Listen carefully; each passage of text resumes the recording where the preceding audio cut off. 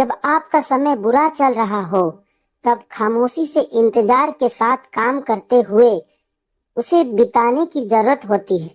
जो लोग उस वक्त को गुजार देते हैं, वे उसके अनुभव से सीखते हुए बहुत बड़े बन जाते हैं।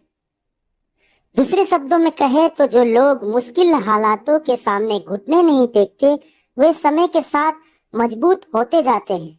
लेकिन इस मजबूती तक पहुंचने के लिए पहले उनको धैर्य की परीक्षा को पास करना होता है। किस्मत एक दिन बदलती जरूर है, और जब बदलती है तो सब कुछ पलट देती है। इसलिए अपने अच्छे दिनों में अहंकार ना करे और बुरे दिनों में धैर्य को भीतर धारण करे। कहते हैं कि गीता में सब कुछ है लेकिन झूठ नहीं है, दुनिया में सब कुछ है लेकिन सुकून नहीं है। आज इंसान में सब कुछ है लेकिन धैर्य नहीं है, जो कि इंसान की सफलता में जरूरी तत्व है। इसलिए समय चाहे जैसा हो, धैर्य और संयम बनाए रखें। आप धैर्य से ही सफलता की सीढ़ी चढ़ सकते हैं। इसे एक उदाहरण से समझते हैं। एक बार बुद्ध अपने शिष्यों के साथ किसी गांव में उपदेश देने जा रहे थे। गांव जाने के मार्ग में उनको जगह जगह बहुत से गड्ढे मिले। बुद्ध के एक शिष्य ने उन गड्ढों को देखकर जिज्ञासा प्रकट की, आखिर इस तरह गड्ढे खुदे होने का तात्पर्य क्या है? बुद्ध बोले, पानी की तलाश में किसी व्यक्ति ने इतने गड्ढे खोदे हैं।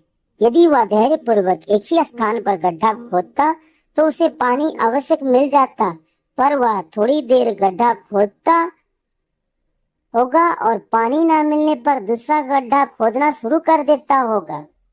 व्यक्ति को परिश्रम करने के साथ धैर्य भी रखना चाहिए। इसी तरह क्रोध के क्षण में भी धैर्य का एक पल दुख के 1000 पलों से बचे रहने में हमारी सहायता करता है।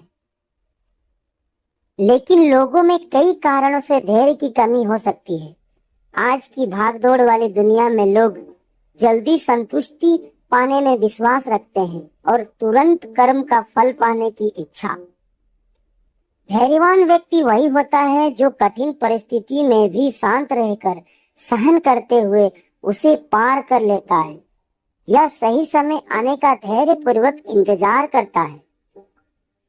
धैर्य को हम एक कहानी के माध्यम से जानते हैं। बुद्ध किसी यात्रा पर जा रहे थे। उनका परम प्रिय शिष्य आनंद भी उनके साथ था।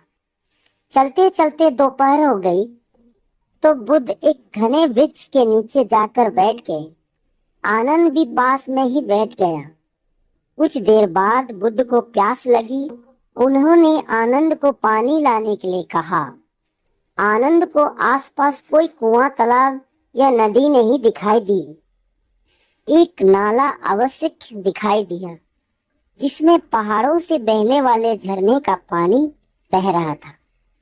थोड़ी देर पहले ही कुछ बैलगाड़ी वहां से होकर गुजरी थी, जिनके पहियों के कारण कीचड़ व धूल से पानी गंदा हो गया था।